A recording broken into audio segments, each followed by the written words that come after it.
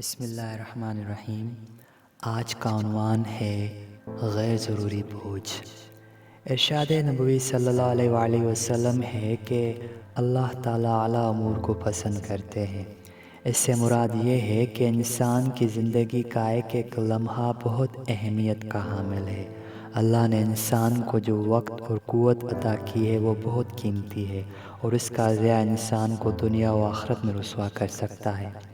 ہم دیکھتے ہیں کہ انسان کامیاب ہو یا ناکام، اللہ نے اپنی نعمتیں دونوں کو بلا تفریق عطا کی ہیں، مگر ایک نے ان نعمتوں کو استعمال میں لاتے ہوئے دنیا و آخرت کما لی، جبکہ دوسرا شخص بیٹھا ناکامی کے رونے روتا رہ گیا۔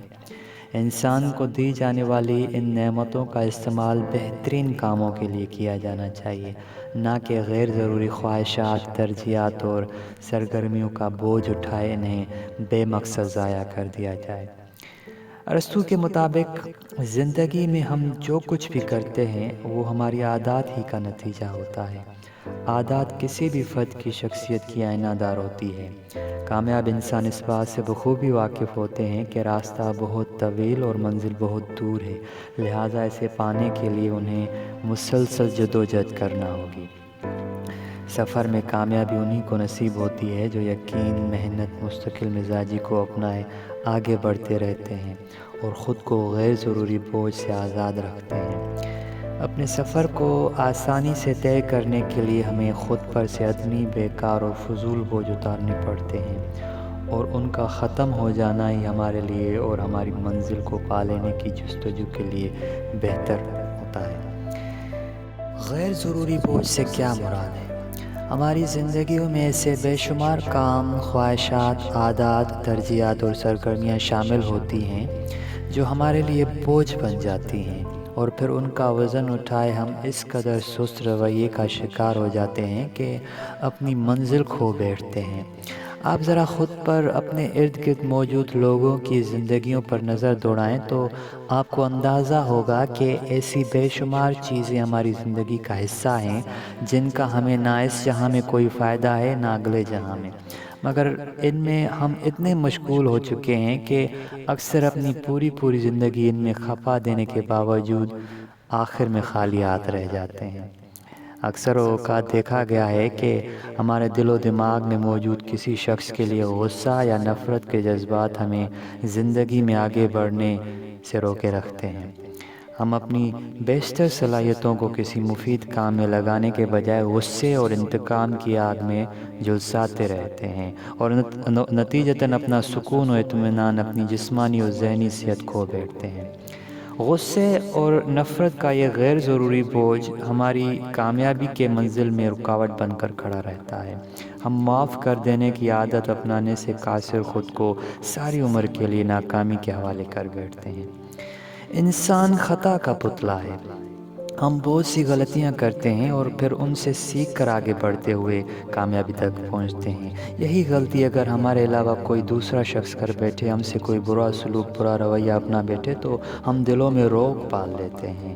کسی کے ہمیں برا کہہ دینے یا سمجھ لینے پہ ہم نہ صرف خفقے کا اظہار کرتے ہیں بلکہ اکثر بدلہ لینے کی طاق میں لگے رہتے ہیں۔ یہ بدلے کی عادت آگ کی طرح ہمارے دلوں کو جلائے رکھتی ہے۔ آپ ذرا غور کیجئے، آپ یا میں روزمرہ کی بنیاد پر نہ جانے کتنے گناہ اور کتنی نافرمانیاں کر گزرتے ہیں، اور ہمیں اس کا احساس تک نہیں ہوتا، مگر رب کائنات نہ تو ہمارا رزق روکتا ہے اور نہ ہمیں ہماری غلطیوں پر فوری پکڑتا۔ وہ چاہے تو سزا کے طور پر کیا نہیں کر سکتا، اور کون ہے جو اس سے سوال کر سکے؟ مگر وہ رحیم ہے، وہ ہماری تمام غلطیوں کے باوجود ہمیں معاف کر دیتا ہے اور ہمارے لیے آسانیاں پیدا کرتا ہے۔ اگر ہم چاہتے ہیں کہ خدا ہمیں معاف کر دے اور ہمارے لیے آسانیاں پیدا کر دے تو ہمیں بھی دوسروں کو معاف کرنا ہوگا۔ یہی وہ معاف کر دینے کی عادت ہے جسے کامیاب لوگ اپنا لیتے ہیں۔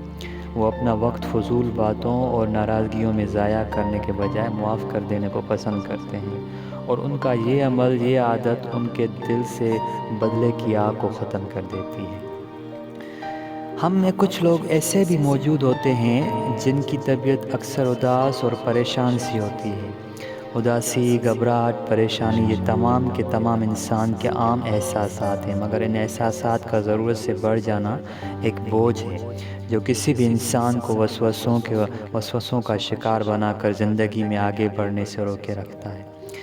بعض اوقات انسانی پریشانی کی وجہ بہت واضح ہوتی ہے اور اس کا حل کچھ تگ و دو کے بعد نکال لیا جاتا ہے، جبکہ بعض اوقات انسان ایسے وسوسوں اور پریشانیوں میں مبتلا ہو جاتا ہے کہ جن کا حل انسان کے پاس نہیں ہوتا۔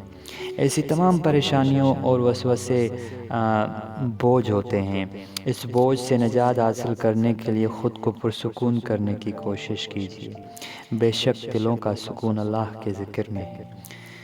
میرا ماننا ہے کہ خود کو پریشانیوں سے آزاد کرنے کا بہترین ذریعہ خدا سے گفتگو کرنا ہے۔ بے شک خدا سب جانتا ہے، مگر وہ آپ کو سننا چاہتا ہے۔ آپ اسے اپنا دوست بنا لیں، اپنے دل کی ہر بات اسے کہیں، اس یقین کے ساتھ کہ وہ ذات آپ کو کبھی تنہا نہیں چھوڑے گی۔ وہی آپ کے لیے راستہ بنانے والا ہے۔ اپنی تمام تر فکروں، پریشانیوں کو اللہ پر چھوڑ دیں، اس یقین کے ساتھ کہ وہ سب سنبھال لے گا اور خود کو اس بوجھ سے آزاد کر لیں۔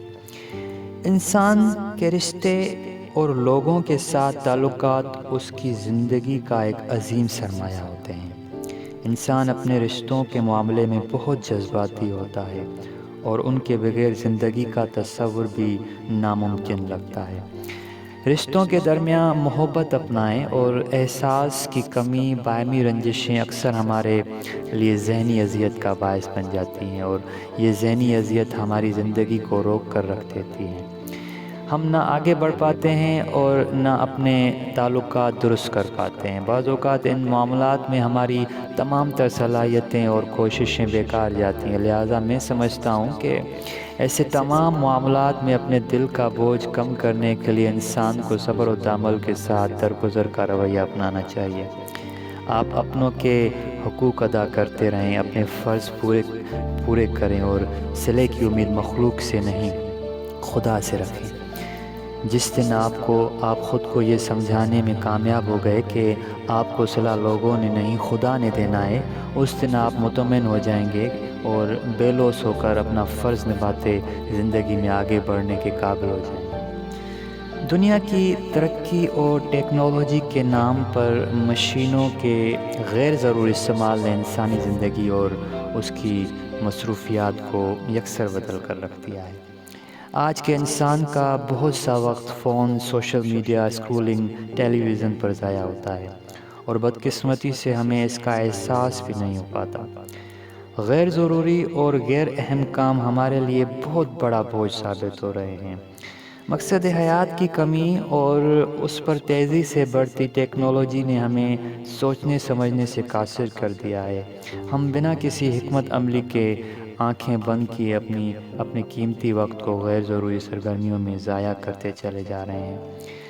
اگر آج آپ اپنی روزمرہ کے کاموں کی ایک فہرست بنائیں تو آپ جان سکیں گے کہ آپ روزانہ کی بنیاد پر اپنا کتنا قیمتی وقت شاپنگ مال میں گھومتے، گیمز کھیلتے، ٹیلی ویژن دیکھتے اور ایسے کئی دیگر امور میں ضائع کر رہے ہیں۔ یہ سب کام اور غیر ضروری سرگرمیاں آپ کے کامیابی کے سفر میں بوجھ اور بہت بڑی رکاوٹ ثابت ہوتی ہیں۔ جب تک آپ اس بوجھ کو خود پر سے اتار کر پھینک نہیں دیتے، آپ کے لیے آگے بڑھنا ناممکن ہو جائے گا۔ وقت بہت بڑی نعمت ہے۔ اگر اسے غیر ضروری سرگرمیوں میں ضائع کر دیا تو آپ کے پاس مستقبل میں اپنی ناکامی پر ہاتھ ملتے رہنے کے سوا کوئی چارہ نہیں ہوگا۔ لفظ نظم و ضبط سے ہم بخوبی واقف ہیں۔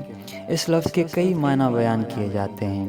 روزمرہ کی سرگرمیوں میں خاص ترتیب اور تناسب سے عادات کو اپنانا اور ترجیحات کی بنیاد پر عملی منصوبہ بندی کرنا کامیاب لوگوں کے نزدیک نظم و ضبط کہلاتا ہے۔ اپنے مقصد حیات کا تعین کر لینے کے بعد اسے چھوٹے چھوٹے حصوں میں تقسیم کر کے روزمرہ کی بنیاد پر کی جانے والی محنت اس سفر میں بہت مددگار ثابت ہوتی ہے۔ کام کے آغاز سے پہلے اپنی ترجیحات کو واضح کر لینے اور پھر اس کے مطابق عادات اپنانے سے انسان بار بار گرنے اور غلطیاں کرنے سے بچ جاتا ہے۔ اگر آپ غور کریں تو ہماری روزمرہ کی زندگی میں ہم ایسی بہت سی عادات کو اپنائے ہوئے ہوتے ہیں جو ہمارے لیے بوجھ ہوتی ہیں، اور یہ بوجھ ہمیں ہمارے مقصد اور ترجیحات میں کانٹے کی مانند چبھتا رہتا ہے۔ کامیابی کے لیے ضرورت اس امر کی ہے کہ سب سے پہلے اپنی غیر ضروری اور بے معنی عادات سے چھٹکارا پا کر ان عادات کو اپنایا جائے جو ہمیں ہماری ترجیحات کو واضح انتخاب کرنے اور پھر اس پر عمل پیرا ہونے کے لیے مددگار ثابت ہو۔ اگر آپ ایسی چیزوں یا لوگوں کو زندگی میں اہمیت دیتے چلے آ رہے ہیں تو جو وقتاً فوقتاً آپ کو احساس کمتری کا شکار کرنے کی کوشش کرتے رہتے ہیں، تو سب سے پہلے ایسی چیزوں اور لوگوں کے لیے اپنی ترجیحات کو فلٹر کریں۔ اپنے ارد گرد کا ماحول مثبت رکھنے کی کوشش کریں، یہ آپ کو آگے بڑھنے کا حوصلہ دے گا۔ آپ گریں گے تو آپ کو سنبھال لے گا۔ یہ تمام بوجھ جن کی ضرورت اور اہمیت نہ دنیاوی ہوتی ہے نہ آخروی، یہ ہماری منزل تک جانے والے راستے کو اتنا کٹھن بنا دیتے ہیں کہ ہم میں سے اکثر لوگ ان کے آگے ہار مان کر بیٹھ جاتے ہیں اور ناکامی کو اپنا مقدر مان لیتے ہیں۔ اگر یہ بوجھ خود پر سے اتار دیا جائے تو نہ صرف راستے آسان ہو جاتے ہیں بلکہ منزلیں قریب محسوس ہوتی ہیں۔ کامیاب لوگ اپنا وقت غیر ضروری بات اور عادات پر ضائع نہیں کرتے۔ ان کے پاس اتنا وقت ہی نہیں ہوتا کہ وہ طرح طرح کے لوگوں کی باتیں سن کر انہیں جواب دیں یا اپنی صفائیاں پیش کرتے رہیں۔ جو وقت ناکام لوگ اس سب پر ضائع کرتے ہیں، اسی وقت میں ایک کامیاب انسان لوگوں کی باتوں کو وقار کے ساتھ نظر انداز کر کے کوئی مفید کام کرنے کو ترجیح دیتا ہے۔ کچھ عرصہ قبل میں اپنے دوست آفتاب خلجی کے ساتھ اسلام آباد سے پشاور جا رہا تھا۔ موٹر وے کے ذریعے جاتے ہوئے میں یہ سوچ رہا تھا کہ زندگی میں کامیاب اور ناکام انسان کی زندگی بھی موٹر وے پر چلنے والی گاڑیوں کی مانند ہے، جہاں کامیاب انسان مسلسل اپنی منزل پر نظر جمائے آگے بڑھتا چلا جاتا ہے، مشکلات کا حل ڈھونڈنے کی کوشش کرتا ہے، جبکہ ایک ناکام انسان ہر انٹرچینج پر کبھی چائے کافی تو کبھی اخبار پڑھنے گپے مارنے بیٹھ جاتا ہے۔ اور پھر ایک وقت آتا ہے کہ جب خدا نخواستہ حالات خراب ہونے پر کامیاب انسان اپنی مسلسل کوشش سے اپنی منزل تک پہنچ چکا ہوتا ہے، مگر ناکام شخص کسی انٹرچینج پر بیٹھا پریشانی کے عالم میں ہاتھ ملتا رہ جاتا ہے۔ یہاں ایک قسم ان لوگوں کی بھی ہوتی ہے جو مسلسل محنت اور عزم سے موٹر وے پر گاڑی تو چلا رہے ہیں، مگر منزل سے لا علمی کی بنیاد پر ان کی رفتار قدری دھیمی ہے۔ ایسے لوگ ہمارے معاشرے میں کثیر تعداد میں موجود ہیں جو خواب دیکھنے محنت کرنے والے ہیں، مگر منزل کا تعین اور مقصد حیات کی کمی ان کی تمام تر محنتوں پر پانی پھیر دیتی ہے۔ یہ وہ مقام ہوتا ہے جہاں پھر انسان پہلے پہل تو شہوات کا شکار ہوتا ہے اور پھر لوگوں کی آوازیں، ان کی باتیں سنتے، اپنی ذات کی وضاحتیں پیش کرتے، اسی سب میں گم ہو کر رہ جاتا ہے۔ آخر میں صرف یہ کہنا چاہوں گا کہ یاد رکھیں کہ کامیابی حاصل کرنے کے لیے خود پر سے غیر ضروری بوجھ ہٹا کر منزل کا احاطہ کریں اور پھر اس منزل کی جانب بڑھتے ہوئے بہت احتیاط سے اپنی تمام تر صلاحیتوں کو استعمال میں لائیں۔ یہی کامیابی کا راز ہے۔